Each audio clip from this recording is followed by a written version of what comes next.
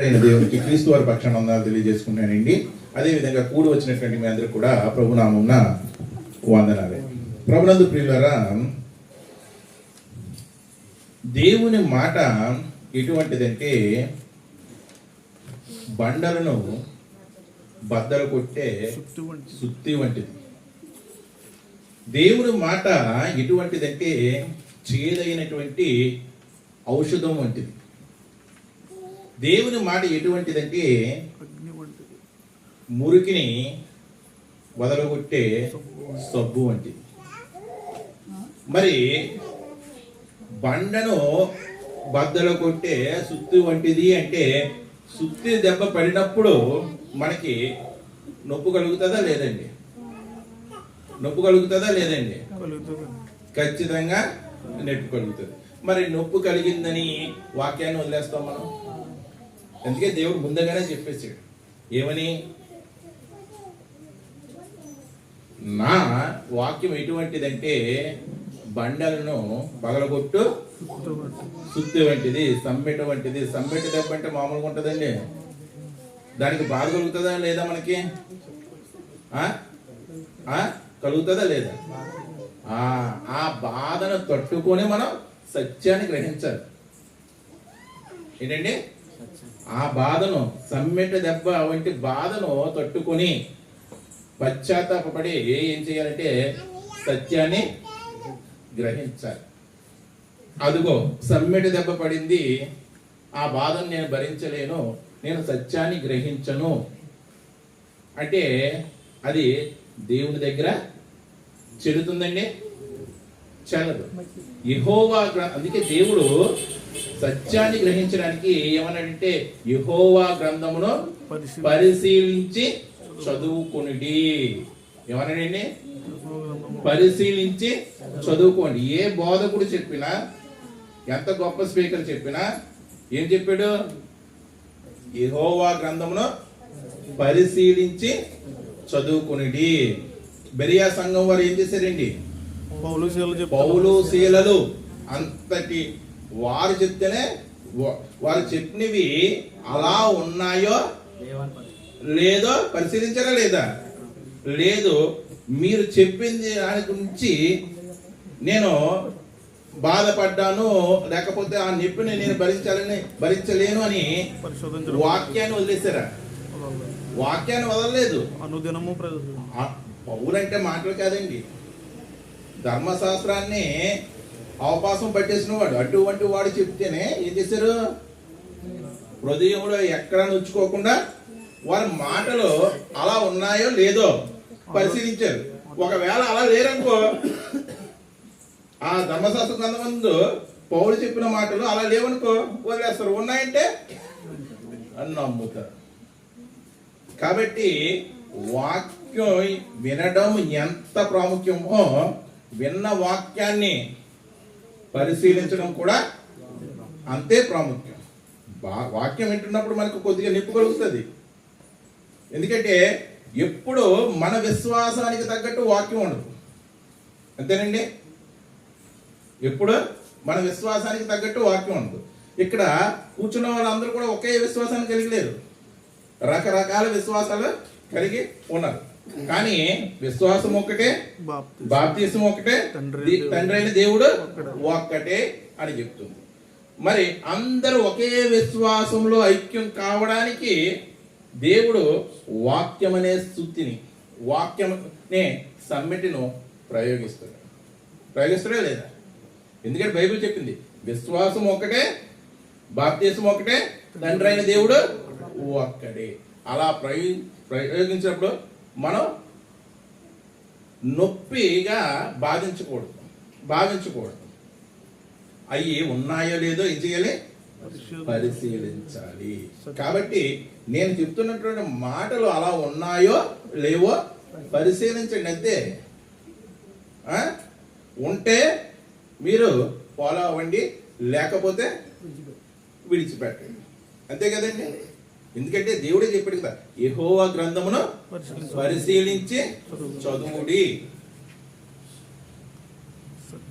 అని చెప్పాడు. కాబట్టి ప్రభునందు ప్రియులారా, ఈ మాటలు ఎవరిని నొప్పించడానికి కానీ ఎవరిని బాధించడానికి కానీ చెప్పడం లేదు. ఉన్న మాటలు సత్యమైనటువంటి మాటలు సత్యముగా చెప్పేటువంటి ప్రయత్నమే చేస్తున్నాం. ప్రభునందు ప్రియులారా, అంటే దేవుని వాక్యాన్ని మనం ఆ విధంగా స్వీకరించాలి.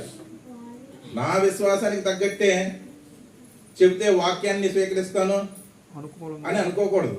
నాకు అనుకూలంగా చెప్తేనే వాక్యాన్ని స్వీకరిస్తానని ఎటువంటి పరిస్థితుల్లో అనుకోకూడదు. ఎటువంటి బోధకుడు చెప్పినా, మంచి స్పీకర్ చెప్పినా, లేకపోతే కొద్దిగా తక్కువగా ఉన్నటువంటి స్పీకర్ చెప్పినా సరే వాక్యం అనేది మొదట ఖచ్చితంగా వినాలి.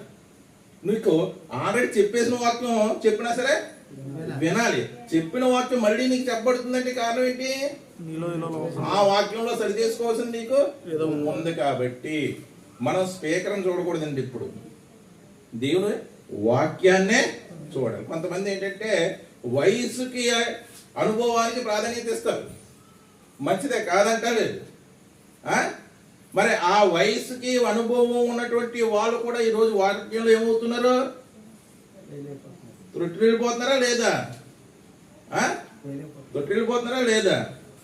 అంటే చెప్పేటువంటి వ్యక్తి యొక్క మాటలు అలా ఉన్నాయో లేదో పరిశీలించవలసిన బాధ్యత దేవుడు మన మీద పెట్టాడు. కానీ వాళ్ళ వయసుని, వాళ్ళ అనుభవాన్ని మాత్రం మనం ఎటువంటి పరిస్థితుల్లో కూడా పరిగణలోకి తీసుకోకూడదు. ప్రభునందు ప్రియులారా, ఈరోజు మన ధ్యానాంశం ఏమిటంటే ఆరాధన అంటే ఏమిటి? ఆరాధన అంటే ఏమిటి? మన క్రైస్తవ సమాజంలో తరచుగా మాట్లాడేటువంటి పదం ఆరాధన. మాట్లాడతామండి. ఆరాధన ఇంటికి స్టార్ట్ అవుతుంది. ఆరాధన అయిపోయిందా? ఆరాధనకు వస్తున్నావా అని మాట్లాడుతూ ఉంటాం లేదా? ఆరాధన అంటే ఏమిటి? ఆరాధన అంటే మనకి తెలిసినది ఏమిటంటే ప్రతి సంఘంలో కూడా ఇంచుమించు ఒకే రకంగా ఆరాధన అనేది ఉంటుంది. ఏ విధంగా ఉంటుందో తెలుసుకుని మనం తర్వాత వాక్యం యొక్క లోతుల్లోకి వెళ్తాం. ప్రభునందు ప్రియులారా, ఆరాధనలో మొదటిగా ఉండేది ఏంటండి? మీరు చర్చికి వెళ్ళారు, ఆరాధన స్టార్ట్ చేశారు. మొదట నాకు తెలిసి మరి ప్రారంభ ప్రార్థన చేస్తారేమో అనుకుంటున్నా. ఏంటండి? ప్రారంభ ప్రార్థన, తర్వాత పాటలు, తర్వాత ఏంటండి? అది పక్కన పెట్టండి. తర్వాత ఏంటి? పాటల తర్వాత స్తుతి ఆరాధన. సరే, ఓకే. తర్వాత వాక్యం అండి. ఏంటి? వాక్యం. తర్వాత ప్రభు యొక్క బల్ల. మొదట ఏమిటి? ప్రారంభ ప్రార్థన, తర్వాత పాటలు, తర్వాత వాక్యము, తర్వాత ప్రభు బల్ల, తర్వాత ముగింపు ప్రార్థన, దీవెన, ఆశీర్వాదం. ఈ మధ్యలో స్తుతించడం, లేకపోతే కానుకలు పట్టడం, లేకపోతే సాక్ష్యాలు చెప్పడం, ఇవి కూడా కొన్ని సంఘాలలో ఉంటాయి. సరే, ఏదైతే ఏముంది, మొత్తంగా మనకి ముఖ్యంగా ఆరాధనలో మొదట కనబడేది ఏంటంటే ప్రార్థన, చివర కూడా ప్రార్థన. సరే, ఇవి మనం తెలుసుకున్నాం కదా. మరి ఆరాధన అంటే ఏంటి? ఆరాధన క్రమాన్ని తెలుసుకున్నాం మనం. మరి ఆరాధన అంటే ఏంటి? ఆరాధన క్రమం కూడా దేవుడు పెట్టింది కదండి. ఆరాధన ఒక పద్ధతిగా జరగాలని మనిషి పెట్టుకున్నది. మంచిదే, కాదంటలేదు. ఆరాధన ఒక పద్ధతిగా జరగాలని మనిషి డిజైన్ చేసి పెట్టుకున్నది కదా. ఆరాధన క్రమం చూస్తాం. ఆరాధన అంటే ఏంటి? దేవుని స్తుతించడం అండి. చూడండి, యోహాను సువార్త 4వ అధ్యాయం 24వ వచనం. యోహాను సువార్త 4వ అధ్యాయం 24వ వచనం. దేవుడు ఆత్మ గనుక ఆయనను ఆరాధించువారు ఆత్మతోనూ సత్యముతోనూ ఎలా ఆరాధించాలంటే ఆత్మతోనూ.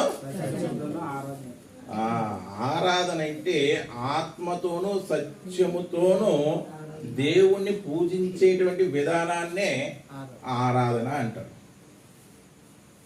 అర్థమైందండి? మరి ఇప్పుడు మన ఆరాధనలో మనం ఆరాధన క్రమం పెట్టుకున్నాం కదండి, ఇంచుమించు చెప్పుకున్నాం కదా, అవి అన్ని సంఘాల్లో కూడా ఉంటాయి. ఈ ఆరాధన క్రమాన్ని పెట్టుకున్నాం కదా. మరి ఈ ఆరాధన క్రమంలో దేవుణ్ణి నిజంగా ఆత్మతోనూ సత్యముతోనూ ఆరాధిస్తున్నామండి? ఆరాధిస్తున్నావా? దాన్ని ఈరోజు పరిశీలిద్దామండి. అసలు ఆత్మతోనూ సత్యంతో ఆరాధించడం అంటే ఏంటి? మన ఆరాధన క్రమంలో నిజంగా దేవుణ్ణి ఆత్మతోనూ సత్యముతోనూ ఆరాధిస్తున్నామా లేదా అనేది ఈరోజు పరిశీలిద్దాం. మొదటిగా మనం చెప్పుకున్నది ఏంటండి? ఆరాధన క్రమంలో ప్రార్థన. ప్రార్థన ప్రారంభం ఉంటుంది, ముగింపు ఉంటుంది.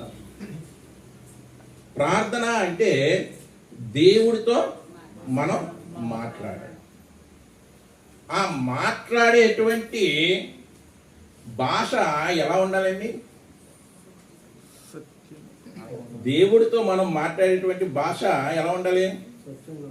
అసలైంది అయి ఉండాలా, నకిలీది అయి ఉండాలా? దేవుడు మనకి ఏ స్వరం ఇస్తే ఆ స్వరంతోనే మనం ఏం చెయ్యాలి? ప్రార్థన చెయ్యాలా లేదా? చెయ్యాలి. కానీ మనం ఏం చేస్తాం? ఏం చేస్తామండి? దీర్ఘాలు సాగదీస్తాం, ఒత్తులు స్ట్రెస్ చేసి పలుకుతాం లేదా? దేవుడు నిన్ను బహుగా ఆశీర్వదించును. అదేంటది? ప్రార్థనలో నీ యొక్క ఒరిజినాలిటీ, నీకు దేవుడు ఏ స్వరం ఇస్తే ఆ స్వరాన్ని వదిలేసి నువ్వేం చేస్తున్నావు? ప్రార్థనలో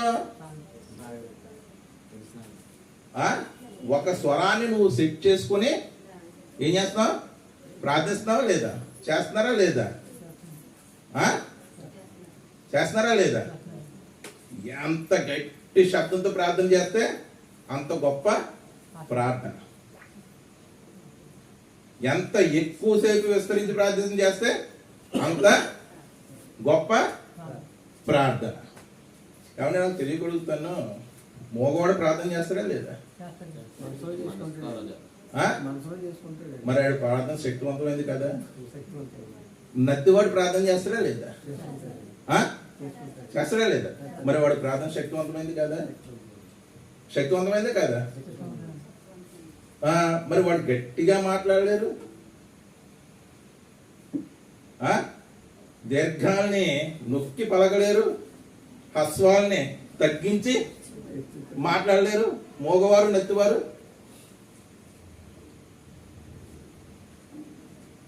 మరి వారి ప్రార్థన మరి ఏమవుతుంది? వారి ప్రార్థనా పరులు కదా. అంటే మంచి వాక్చాతుర్యంతో మంచి మంచి పదాలతో ప్రార్థన చేస్తేనే ప్రార్థన. చాలా మంది అనుకుంటారండి ప్రార్థనా శక్తిని. ఏంటి ప్రార్థనా శక్తి అంటే? చక్కని పదాలు ప్రయోగించి విస్తరించి ఒరిజినాలిటీతో కాకుండా ఇమిటేట్ ఒకళ్ళని ఇమిటేట్ చేస్తూ లేకపోతే గంభీరమైనటువంటి స్వరంతో ప్రార్థిస్తేనే ప్రార్థనా శక్తి. నీకు ఉద్యోగం రప్పించేస్తేనే ప్రార్థనా శక్తి. అది కానే కాదు, అది కానే కాదు. అందుకే దేవుడు అంత తెలివి తక్కువడు ఏం కాదండి. అసలుకి మనకి ప్రార్థన చేయడం రాదు అని చెప్పి ఆయన ఏం చేస్తున్నాడు చూడండి ఒకసారి. రోమీయులకు రాసినటువంటి పత్రిక 8వ అధ్యాయం 26వ వచనం. మన ప్రార్థనలో ఇలాంటి మిమిక్రీలు ఉంటాయి. అటువలే ఆత్మయు అదిగో ఇలాగా దీర్ఘంగా ప్రార్థన చేసేవాడిది బలహీనత, ఇలాగా డబ్బింగ్ స్వరంతో ప్రార్థన చేసేవాడిది బలహీనత. ఎదుటి వారికి ఉత్తేజాన్ని ఉజ్జీవాన్ని రప్పించేసేది బలహీనత. అటువలే ఆత్మయు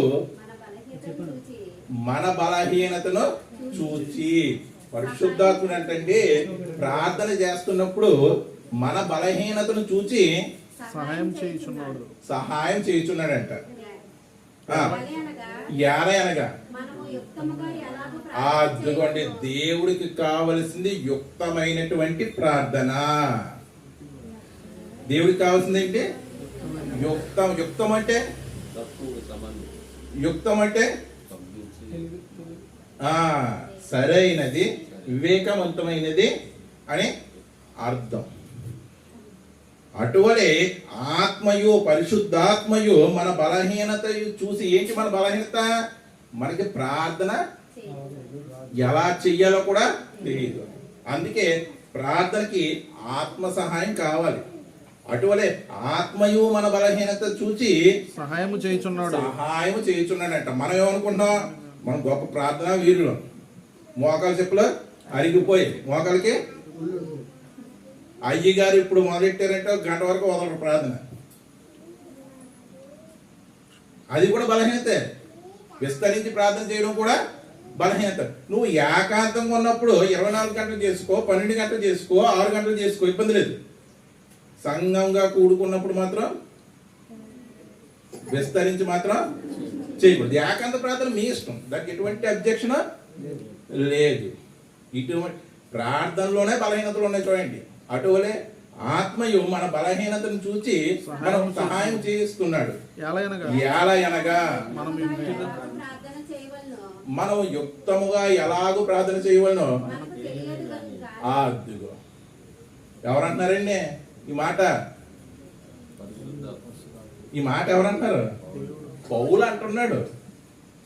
ఎవరో పౌలు అంటున్నాడు. మనము యుక్తముగా ప్రార్థన ఎలా చేయాలో తెలియదు గనక ఉచ్చరింప సఖ్యము కానీ మూలుగలతో అదిగో ఆ ఆత్మ తానే మన పక్షముగా విజ్ఞాపన చేయుచున్నాడంట.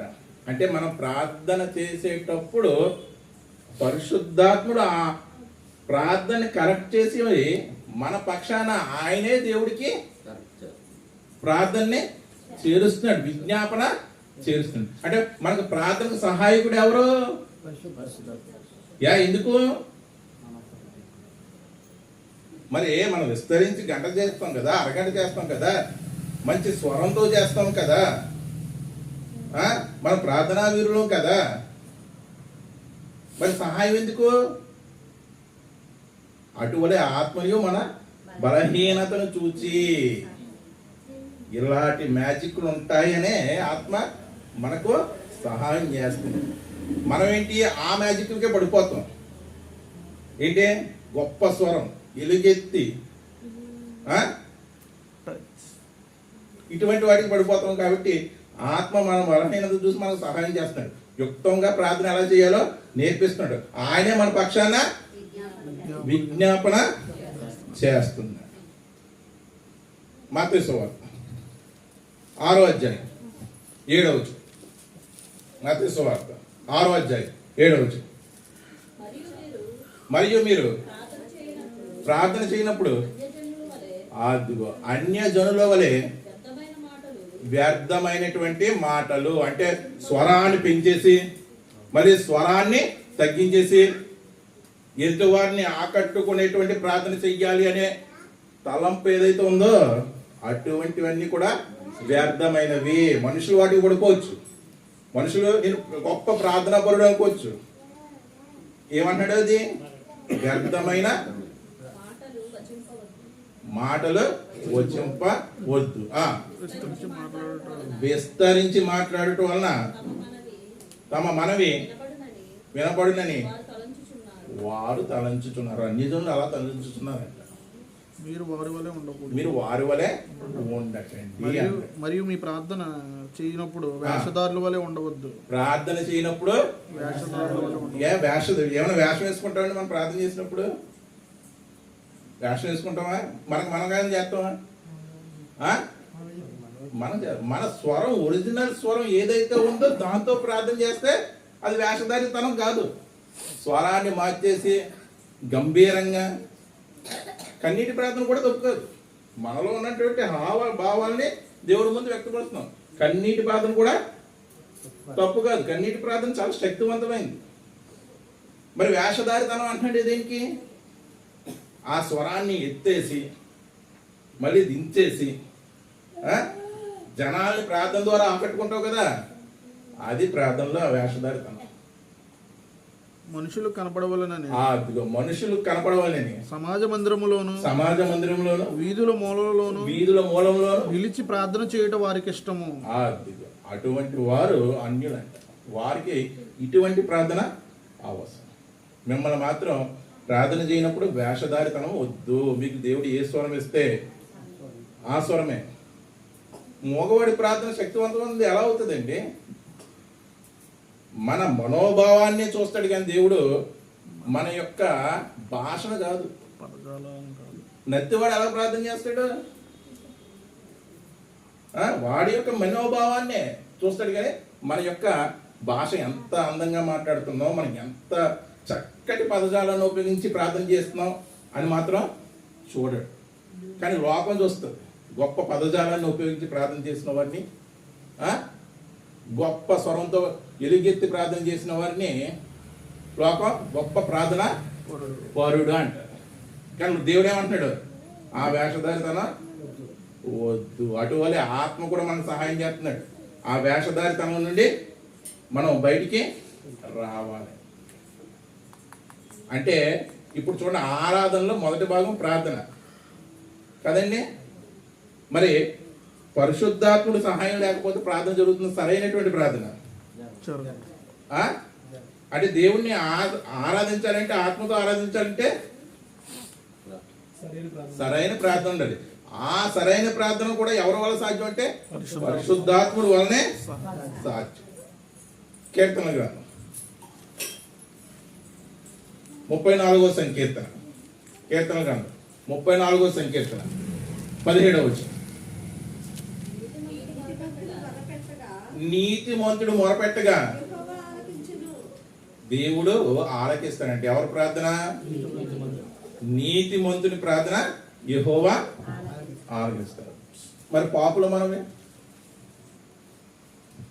చెప్పాలండి.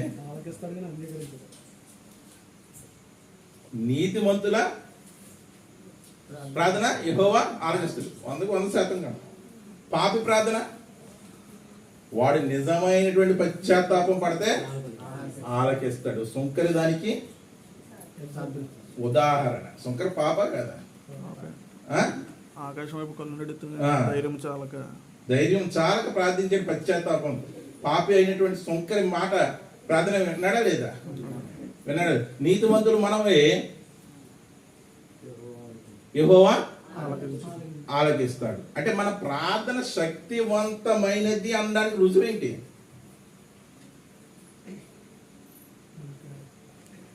రుజువేంటండి? ప్రార్థనా శక్తి అన్నాం కదా, మన ప్రార్థన శక్తివంతమైందనడానికి రుజువేంటి? ప్రార్థన ప్రతిఫలం దేవుడు వినడమే, అంతే కదండి. మన ప్రార్థన శక్తివంతమైనది అయితే దేవుడు వింటాడు. ప్రార్థనకు శక్తి ఎలా వస్తుంది? పరిశుద్ధాత్ముడు సహాయం చేస్తే యుక్తిగా ప్రార్థన చేస్తాం. మరి ఆ ప్రార్థనకు శక్తి ఎలా వస్తుంది? ప్రార్థనా శక్తి అంటున్నాం కదా. అతనికి ప్రార్థనా శక్తి ఉంది, ఇతనికి ప్రార్థనా శక్తి ఉంది, అతనికి ప్రార్థనా శక్తి లేదు, ఇతనికి ప్రార్థనా శక్తి లేదు అంటున్నాం కదా. ప్రార్థనకు శక్తి ఎలా వస్తుంది?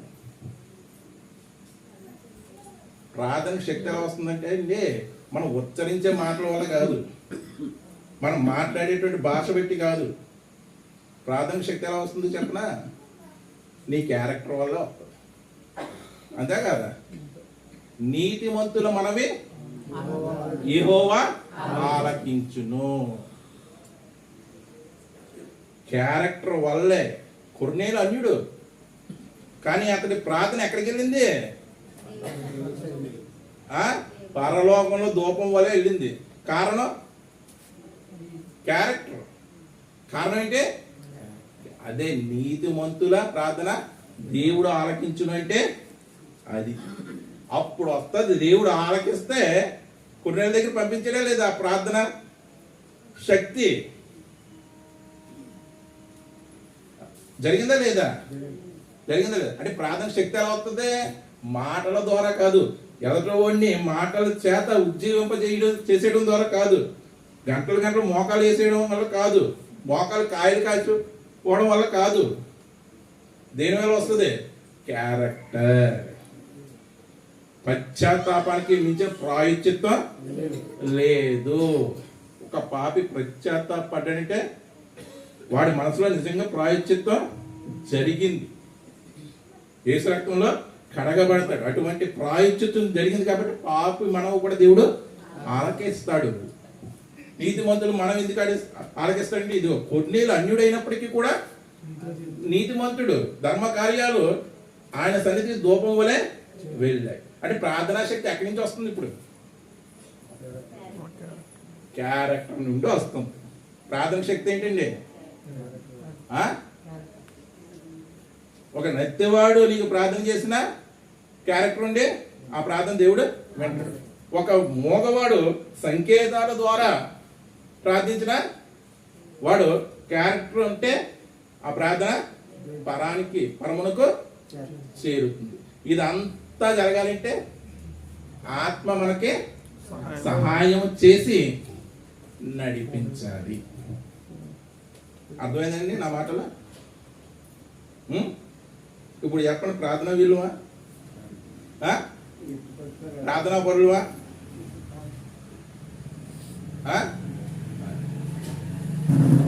మనం ప్రార్థన చేసేటప్పుడు కూడా పరిశుద్ధాత్మని యొక్క సహాయం మనం ఆశించాలి. ఆశించాలా లేదా? అది దేవుణ్ణి ఆత్మతో ఆరాధించాలి. ప్రార్థన అనేది ఒక భాగం ఆరాధనలో, ఒక పాట అయింది. రెండవది పాటలు. ఏంటండి? పాటలు. పాటలు అనేవి నేను చెప్పాను ముందు, వాక్యానికి ప్రిపేర్ అవ్వడానికి ఒక మంచి సాధనం. వాక్యాన్ని మన మనస్సుకు వినిపింప చేసుకోవడానికి పాటలు అనేవి ఒక మంచి సాధనం. అంతే కదండి? ఒక క్రీడాకారుడు ముందు పరిగెడతాడు, పరిగెట్టి తర్వాత ఆటలోకి దిగుతాడు. ఎందుకు? పరిగెట్టడం వల్ల తన యొక్క బాడీ ఏమవుతుంది? హీట్ ఎక్కుతుంది. అలాగ పాటల ద్వారా ఏంటంటే వాక్యం వినడానికి మన హృదయాన్ని పాటలు ఏం చేస్తాయి? సిద్ధం చేస్తాయి. ఆ పాడుతున్నటువంటి పాట యొక్క అర్థాన్ని గ్రహించకుండా, ఆ పాట యొక్క మ్యూజిక్ మీదే నువ్వు ఒక్క ధ్యాస ఉందనుకో, మ్యూజిక్ బాగా ఉన్న పాటనే నువ్వు అన్ని, మ్యూజిక్ బాగా లేనటువంటి పాటనే వినలేదనుకో, ఆరాధనలో ఏమవుతుంది? పాట పాడడానికి ముఖ్య ఉద్దేశం ఏంటండి? పాట ద్వారా నీ ప్రవర్తనే సరి. అంతేనా? అంతేనా కాదా? పాట అయినా మాట అయినా ముఖ్య ఉద్దేశం ఏంటి? మన ప్రవర్తనని సరి చేయడానికి. మరి మ్యూజిక్ మీద కాన్సన్ట్రేషన్ చేస్తే, అలాగే మ్యూజిక్ తప్పంటుంది. కాన్సన్ట్రేషన్ చేస్తే అసలు ఉద్దేశం దెబ్బతినేసిందా లేదా? దెబ్బతినేసిందా లేదండి? మ్యూజిక్ బాగా విన్న పాటనే విని మ్యూజిక్ బాగా లేని పాటనే వినలేదంటే, అంటే పాటలు పాడేటప్పుడు కూడా మనకి ఎవరి సహాయం కావాలి? పాటలు వినేటప్పుడు కూడా ఎవరి సహాయం కావాలి? పరిశుద్ధాత్మ సహాయం. చూడండి, కొలస్సీలు రాసినటువంటి పత్రిక 3వ అధ్యాయం 16వ వచనం.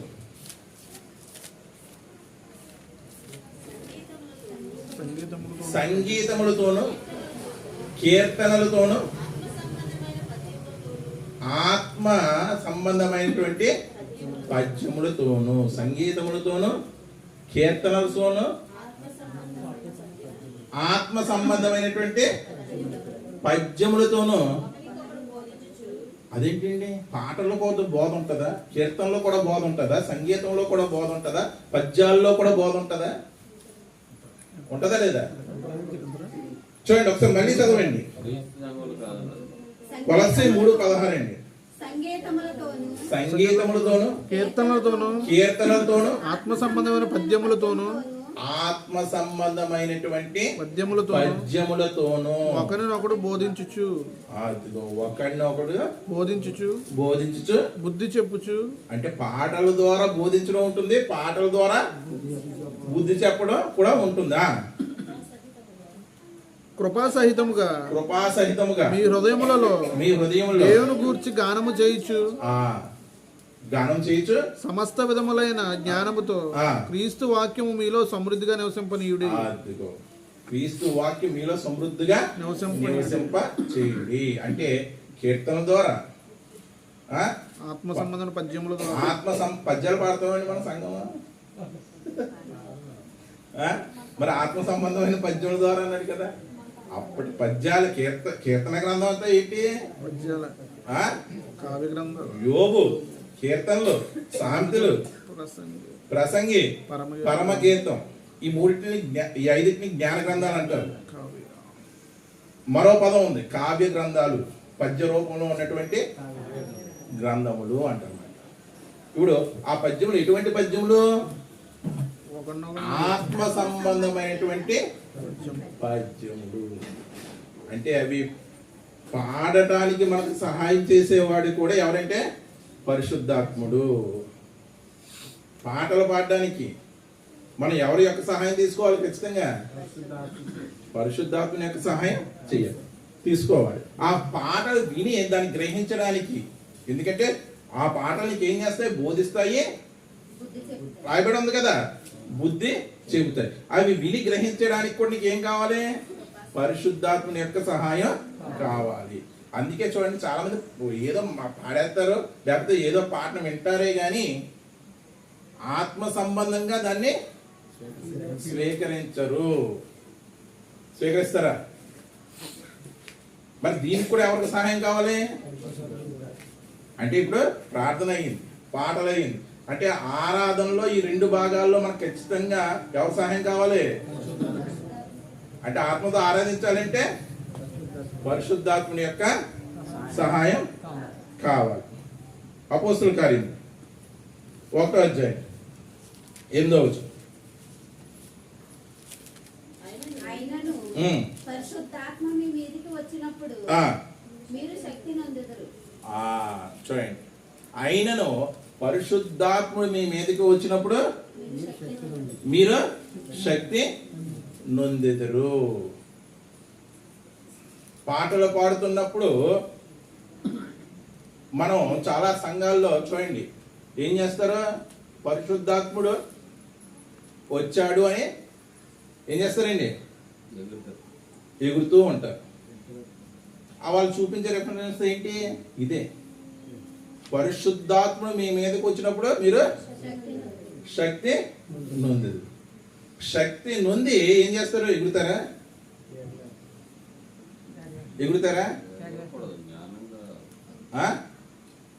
ఎగురుతారండి? చెప్పండి. దేవుని సంఘంలో దేవుడు అల్లరికి కర్త కాదు. చూడండి ఒకసారి కొరింథీ పత్రిక 14వ అధ్యాయం 33వ వచనం. మొదటి కొరింథీ పత్రిక 14వ అధ్యాయం 33వ వచనం. అలాగే పరిశుద్ధుల సంఘములన్నిటిలో దేవుడు సమాధానముకే కర్త గాని అల్లరికి కర్త కాదు. అల్లరికి ఎటువంటి పరిస్థితుల్లో కూడా దేవుడు కర్త కాదు. అంటే ఇప్పుడు పరిశుద్ధాత్ముడు మన మీదకి వస్తే మనం ఏం చేస్తాం? పాటలు పాడేటువంటి సందర్భంలో ఆ పాట యొక్క ఉద్దేశాన్ని, ఆ పాట యొక్క భావాన్ని గ్రహించి ఆ పాట ద్వారా మనకు మనం బోధించుకుంటాం, ఆ పాట ద్వారా మనకు మనం బుద్ధి చెప్పుకుంటాం. అంతేనండి. ఏం చేయమన్నాడు? ఇందాక చదివిన దాంట్లో కీర్తనలతోనూ ఆత్మ సంబంధమైనటువంటి పద్యములతోనూ సంగీతముతోనూ బోధించుకునుచు. అంటే పాట బోధ, పాట బుద్ధి నేర్పుతుంది, చెప్తుంది. అంతే కదా, పాట ఎగిరేది ఇటువంటి పరిస్థితుల్లో కూడా కానే కాదు. ఎందుకంటే పరిశుద్ధుల సంఘములన్నిటిలో ఏంటి, దేవుడు అల్లరికి కర్త కాదు, సమాధానముకి కర్త కానీ అల్లరికి కర్త కాదు. మ్యూజిక్ ఉన్నంతసేపే అది ఉంటుంది, మ్యూజిక్ అయిపోయిన తర్వాత ఆ వేడి ఏమవుతుంది అంటే ఇప్పుడు ఆ పాట ఏదో వచ్చిందని చెప్పుకుంటుంది, ఆ మ్యూజిక్ ఉన్నంతసేపు ఉంటుందా? మ్యూజిక్ ఉన్నంతసేపే ఉంటుందా? ఉండదు. ప్రభునందు ప్రియులారా, అర్థం చేసుకోండి, పాట అంటే ఖచ్చితంగా మనకి బుద్ధి చెప్పే విధంగా ఉండాలి, మనకి బోధించే విధంగా ఉంది. దాన్నే ఆత్మ సంబంధమైనటువంటి పాట అన్నాడు. మరి పరిశుద్ధాత్ముడు మన మీదకి వచ్చినప్పుడు శక్తిని పొందడం అంటే ఏంటి?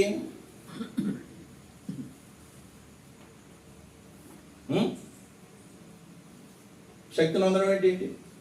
పరిశుద్ధాత్ముడు మన మీదకి వచ్చినప్పుడు శక్తిని పొందడం అంటే మనము ఆయన సువార్తను పట్టుకుని భూదిగంతంలో వరకు ఆయనకి ప్రచారం చేసి ఆయన సువార్తని ఆయనకు సాక్షులుగా ఉండాలి. ఆ శక్తితో ఏం చేయాలి? సువార్త ప్రకటించాలి. ఆ శక్తితో సంఘంలోకి ఎంత ఏమొస్తుంది? దేవుడికి లాభం. ఎవరికి లాభం? ఎవరికి లాభం అంటే నేను ఎవరిని విమర్శించడానికి చెప్పలేదు. ఈ మాటలు అవునో కాదో మీరు పరిశీలన చేసుకోమంటున్నాను. ఎందుకంటే యెహోవా గ్రంథమును పరిశీలించి చదువుకునిడి, పరిశీలించి తెలుసుకోండి. అదే ఇప్పుడు ప్రార్థనా వీరులు, ప్రార్థనా శక్తి అయిపోయింది. పాటలు అయిపోయింది. తర్వాత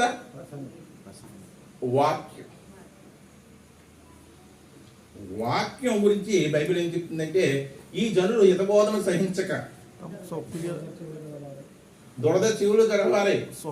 ఎటువంటి చెవులు అంటే దురద చెవులు గలవారే తమ స్వకీయ నాశనం కొరకు వారికి అనుకూలమైనటువంటి బోధకులు ఏం చేస్తుందంట? పోగు చేసుకుంటున్నారంట. పోగు చేసుకుంటున్నారు అంటే వాక్యం విషయంలో కూడా ఆత్మ సంబంధమైనటువంటి పని జరగడం లేదు. ఎటువంటి చెవులు? విశ్వాసానికి బేస్ ఏంటి? వినుట వలన విశ్వాసము కలుగును. అంటే విశ్వాసానికి బేస్ ఏంటి? వినడం. ఆ చెవులు ఎలా ఉండాలి? మంచి మాటను స్వీకరించే చెవులై ఉండాలి. అందుకే యేసుప్రభు వారు అనేక సార్లు చెవులు గలవాడు వినుగాక, చెవులు గలవాడు వినుగాక అంటే అక్కడ ఉన్నవాళ్ళు చెవులు లేవా? ఉన్నాయి. ఎటువంటి చెవులు? దురద చెవులు. స్వచ్ఛమైనటువంటి హితబోధను సహించేటువంటి స్వీకరించేటువంటి చెవులు కాదు అవి. ఎటువంటి చెవులు? దురద చెవులు. అందుకే యేసుప్రభు వారు పలుమార్లు చెవులు గలవాడు వినుగాక. ఇప్పుడు వాక్యం చెప్పడంలో కూడా అండి ఒక గంభీరమైనటువంటి స్వరంతోనూ, లేకపోతే ఒక కామెడీ చేస్తూ చెప్పడంతోనూ, లేకపోతే తీయని మాటలతోనూ, లేకపోతే ప్రాసతోనూ మిమ్మల్ని నవ్విస్తూ కవ్విస్తూ వాక్యం చెప్తే వాళ్ళు గొప్ప ఆత్మతో కూడుకున్నటువంటి బోధకులు. అంతేనా? లోకానుసారం మామూలుగా తన యొక్క స్వరంతో కొంతమందికి ఒక రకమైనటువంటి యాస ఉంటుందండి మాట్లాడితే. ఇప్పుడు శ్రీకాకుళం వాళ్ళ భాష మనకి ఎలా అనిపిస్తుంది? మన భాషలకి గుంటూరు భాష మనకి ఎలా అనిపిస్తుంది? మొహం మీద గుద్దినట్టు అనిపిస్తుంది. అంతే కదా? అంతేనా కదా?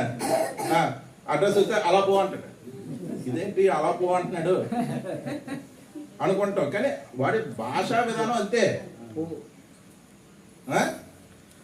అడ్రస్ అడిగితే ఆ గొంతులోకి పో, లేకపోతే పక్క బజార్లో ఉంటుంది అంటాడు. కానీ సరైన పొలైట్నెస్ ఉండదు. ఆ భాషా విధానం అంతే. దేవుడు ఎటువంటి స్వరాన్ని ఇచ్చాడో అటువంటి స్వరంతోనే మనం వాక్యాన్ని బోధించాలి. అంతేగాని దేవుని బిడ్డలారా మీరు వినుడి అని ఏమనగా ఇదంతా ఏంటి? అలా మాట్లాడవలసిన అవసరం ఏంటి? నాకు అర్థం కాదు. ఏంటండి ఏమన్నా మిమిక్రీ ఆర్టిస్టులా?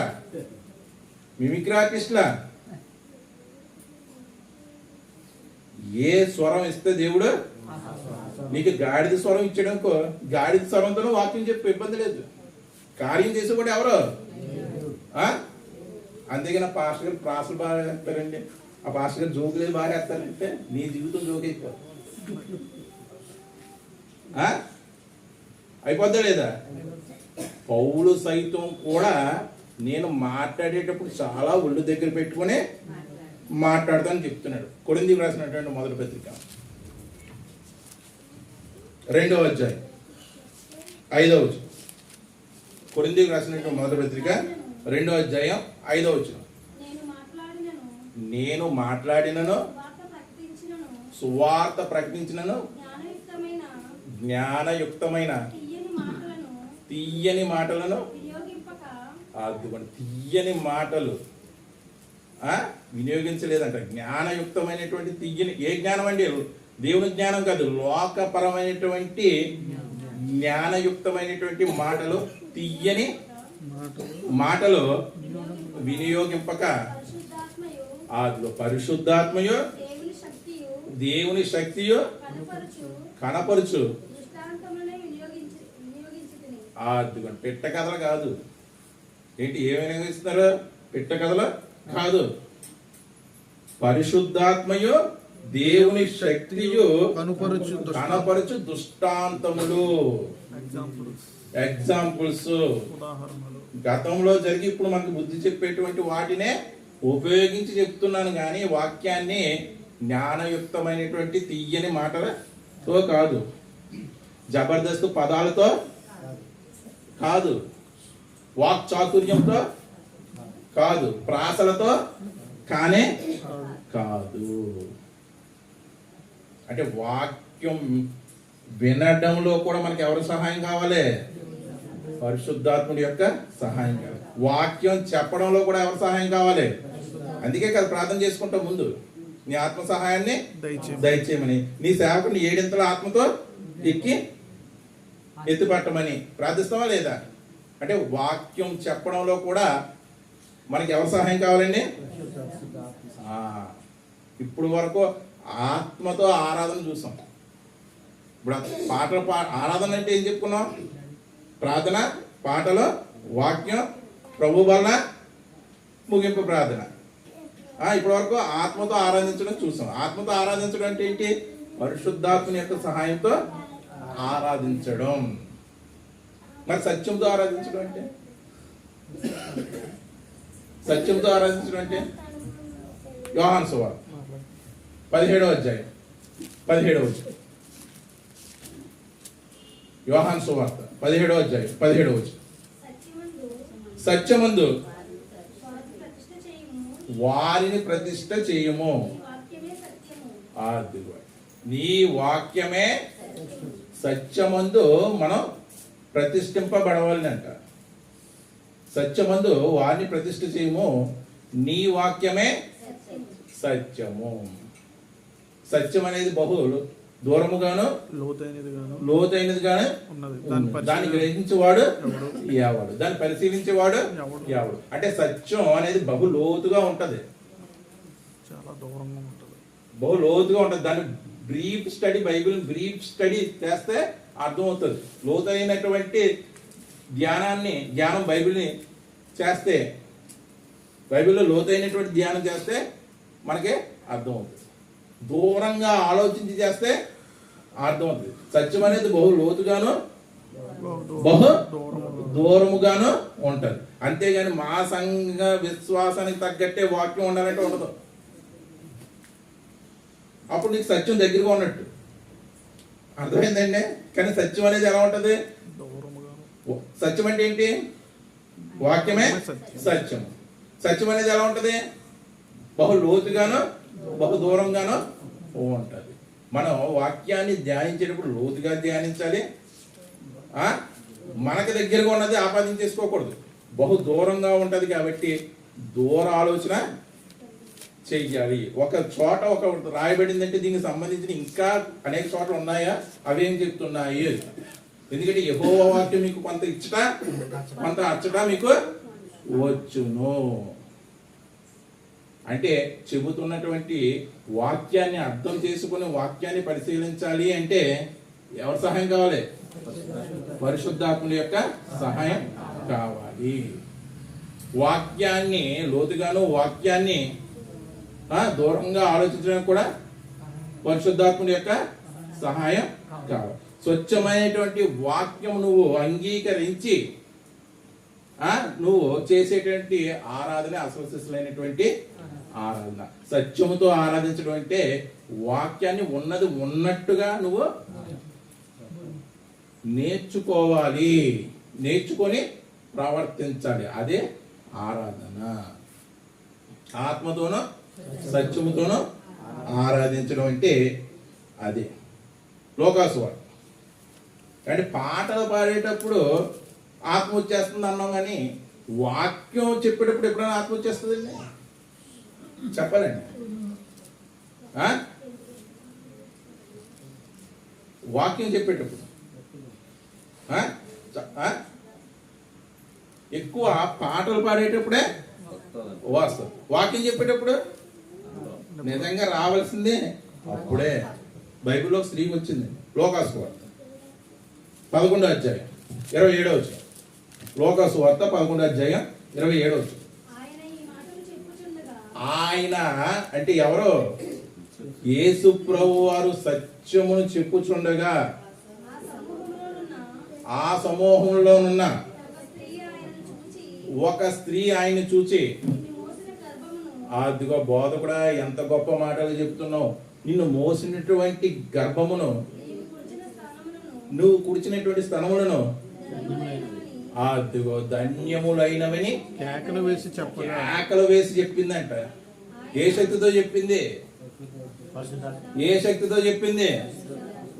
పరిశుద్ధాత్మ శక్తితో చెప్పిందా లేదా? అంటే వాక్యం చెప్పాలన్నా, వాక్యం వినాలన్నా ఎవరి యొక్క సహాయం కావాలి? పరిశుద్ధాత్ముడి యొక్క సహాయం కావాలి. సరే, పాటలు అయిపోయింది, ప్రార్థన అయిపోయింది, పాటలు అయిపోయింది, వాక్యం అయిపోయింది. మిగిలింది ప్రభువు బల్ల. ప్రభువు బల్ల. ప్రభువు బల్ల తీసుకునేటప్పుడు మనం ఎలా తీసుకుంటామండి? చాలా మంది నేను చెప్పేది ఏంటంటే, అది తీసుకోకపోతే ఏదో జరిగిపోతుందని, అది తీసుకోకపోతే అనారోగ్యం వస్తుందని, అపరిశుభ్రంగా ఉంటే అది తీసుకోకూడదని, ఇటువంటి భావాలు పెట్టుకుని వాటిని తీసుకుంటారు తప్ప అసలు దాని యొక్క ఉద్దేశాన్ని ఎప్పుడో వదిలేశారు. వాటి యొక్క ఉద్దేశాన్ని గ్రహించడం లేదు. అంటే ప్రభు బలలో పాల్గొంటున్నప్పుడు నువ్వు సరైనటువంటి ఉద్దేశంతో దాన్ని తీసుకోవడానికి కూడా నీకు ఏం కావాలి? పరిశుద్ధాత్మ యొక్క కావాలి. పరిశుద్ధాత్మ యొక్క సహాయము నీకు అప్పుడు అందుతుందంటే నువ్వు రెండు విషయాలు గుర్తుంచుకుంటావు ప్రభు వాళ్ళు. ఆ రెండు విషయాలు ఏంటో చూడండి. కొరింథీయులకు రాసినటువంటి మొదటి పత్రిక 11వ అధ్యాయం 25-26 వచనం. ఆ ప్రకారమే భోజనమైన పిమ్మట 25-26 వచనం. భోజనమైన పిమ్మట ఆయన పాత్రను ఎత్తుకొని, ఈ పాత్ర నా రక్తము వలన కొత్త నిబంధన, మీరు దీనిలోని త్రాగినప్పుడల్లా నన్ను జ్ఞాపకం చేసుకోండి. ఒకటేంటండి? జ్ఞాపకం. ఒకటేంటి? జ్ఞాపకం చేసుకుంటామండి. వాళ్ళు ఏదో ఇస్తారు, మనం ఏదో యాంత్రికంగా తీసేసుకుంటాం. కానీ దీనిలో పాల్గొన్నప్పుడల్లా మీరేం చేయాలి? యేసుక్రీస్తు యొక్క మరణాన్ని, త్యాగాన్ని జ్ఞాపకం చేసుకోవాలా? మీరు ఈ రొట్టెను తిని ఈ పాత్రలోని త్రాగినప్పుడల్లా ప్రభువు వచ్చిన వరకు ఆయన మరణమును ప్రచురించుటది. ఏంటండి? మొదటిది జ్ఞాపకం అయితే రెండోది బాధ్యత. ఏంటండి? మొదటిది జ్ఞాపకం చేసుకోవడం అయితే రెండోది ఏంటి బాధ్యత? ఆయన మరణ పునరుద్ధానాన్ని ప్రకటించడం. ఇదే ప్రభు వాళ్ళ యొక్క పరమార్థం. మరి ఈ పరమార్థం ఎంతమందికి అర్థమైందండి? ఈ పరమార్థం అర్థం కాకుండా తీసుకున్నారనుకో ఏమవుతుంది?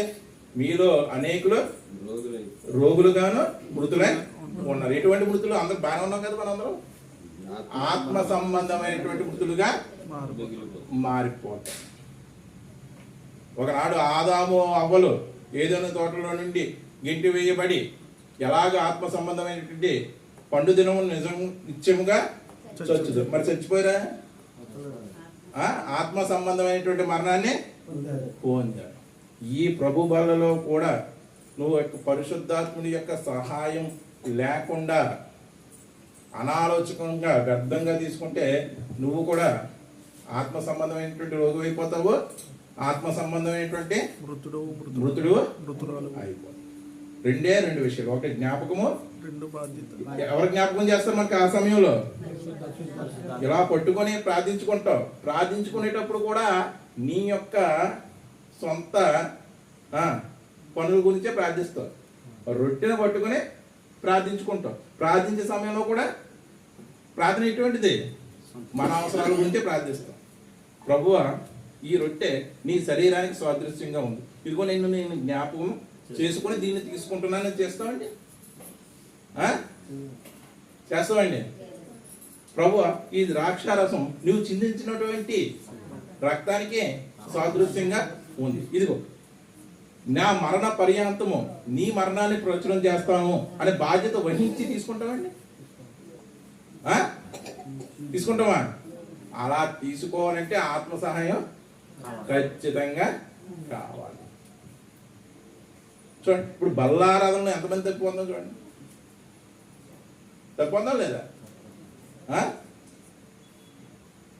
ఏదో రోగాలు పోతాయని ఒకరు, ఏదో తీసుకోవాలి కాబట్టి తీసుకోవాలి అని ఒకరు, తీసుకోకపోతే నేను పాపిని అనే పక్కన వాళ్ళు అనుకుంటారని తీసుకో. మనకు నవ్వు వస్తుంది కానండి, దేవుడు చాలా బాధపడుతున్నాడండి. నేను పాపను అనుకుంటారు అని తీసుకునే వాళ్ళు. అంటే చూడండి, ఆరాధన క్రమం మొత్తంలో మనకి ఆత్మ సహాయం కావాలి, సత్యము కావాలి. అది దేవుణ్ణి ఆత్మతోనూ సత్యముతోనూ అంటే మనం కూడుకున్నప్పుడల్లా ఆరాధనని ఇలా జరుపుకోవాలి. మరి ఇదే నిజమైనటువంటి ఆరాధన? ఇది ఆరాధనలో ఒక భాగం అంతే. ఆరాధనలో ఒక భాగం. ఇది 1 గంట ఆరాధన, ఒక 2 గంటల ఆరాధన, 3 గంటల ఆరాధన కదండి. మరి జీవితకాలం అంతా ఆరాధన ఉందా లేదా? ఉందా లేదా? ఉందా లేదా? ఉంది. ఏంటి ఆరాధన? యేసుక్రీస్తు వారు తప్పిపోతారు యెరూషలేములో, తల్లిదండ్రులకు మళ్ళా దొరుకుతారు. అప్పుడు యేసు ప్రభువారు అనే మాట ఏంటి? నేను నా తండ్రి పనుల మీద ఉండాలని మీరు ఎరగరా? మీరు ఎరగరా? యేసు ప్రభువారు ఎవరి పనుల మీద ఉన్నారట? మరి మనం ఎవరి పని మీద ఉన్నాం? మన పని మీద ఉన్నాం. మన పని మీద ఉన్నాం. ఆదివారం వెళ్తున్నాం, చక్కగా ఆరాధించుకుంటున్నాం, బైబిల్ క్లాస్కి వస్తున్నాం, చక్కగా వింటున్నాం, వెళ్ళిపోతున్నాం, మన పని మీద ఉన్నాం. యేసు ప్రభువారు ఏమంటారు? నా తండ్రి పనుల మీద నేను ఉండాలని మీరు ఎరుగురా. అంటే బైబిల్ చదువుతున్నప్పుడు ఎవరన్నా డిస్టర్బ్ చేస్తుంటే మీరు అన్నారండి మాట, ఏంటి రమ్మంటావా? ఇదిగో వచ్చేస్తున్నాను. వాక్యం అంటున్నప్పుడు ఫోన్ వస్తే అయ్యో నా తండ్రి వాక్యాన్ని నేను వినాలి అంటావా? చర్చ నుంచి బయటికి వెళ్ళిపోతున్నా. ఫోన్ పట్టుకుని బయటికి అంటే జీవిత కాలం ఏదైతే వాక్యానుసారమైనటువంటి క్రియలు చేసి దేవుణ్ణి మహిమపరుస్తున్నావో, దేవుడి పని సువార్త అనే భారం అనే కాడి నువ్వు ఎత్తుకుంటే దేవుణ్ణి ఆరాధిస్తున్నావో, నా తండ్రి పని మీద, నా తండ్రి పని మీద అంటే పనే ఆరాధన. దాన్ని ఇంగ్లీష్లో ఏమన్నారు? Work is worship. మన పని కాదండో, దేవుడు పని చేయడమే జీవితకాలం. ఇందాక చర్చిలో ఆరాధన ఎలా చేసుకుంటామో చెప్పాను అంతే. మరొక ఆరాధన ఉంది, ఏంటిది? జీవితకాలం ఆయన పని చేయడమే నిజమైనటువంటి ఆరాధన. ఆ పని చేయడానికి ఇది చర్చిలో మనం చేసుకునేటువంటి ఆరాధన మనకు ఉపయోగపడుతుంది. అది అర్థవంతమైనటువంటి ఆరాధన అయితేనే, ఆ అర్థం గ్రహించిన వాడే ఈ కాడిని ఎత్తుకుంటాడు. అర్థమైందండి మీకు? అంటే వర్క్ ఈజ్ అనే దైవము. అందుకే అపోస్తలుడైన పౌలు బాధపడుతూ ఒక మాట అన్నాడు. చూడండి ఒకసారి, ఫిలిప్పీయులకు రాసినటువంటి పత్రిక 2వ అధ్యాయం 21వ వచనం. ఫిలిప్పీయులకు రాసినటువంటి పత్రిక 2వ అధ్యాయం 21వ వచనం. అందరూ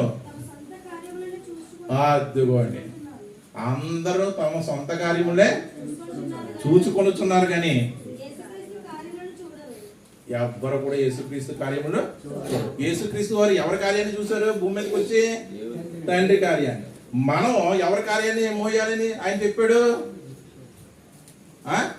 యేసుక్రీస్తు వారి కార్యాన్ని. కానీ అపోస్తలుడైన పౌలు యొక్క బాధ ఏంటో చూడండి. అందరూ తమ సొంత కార్యములే చూసుకుంటారు కానీ సువార్త అనే యేసుక్రీస్తు వారి కార్యమును చూడడం.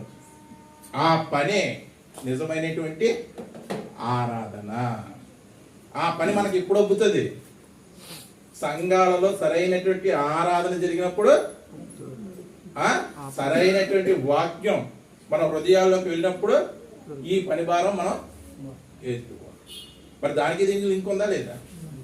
వర్క్ ఈజ్ వర్షిప్ అనేది నా తండ్రి పని మీద నేను ఉండాలని మీరు ఎరగరా?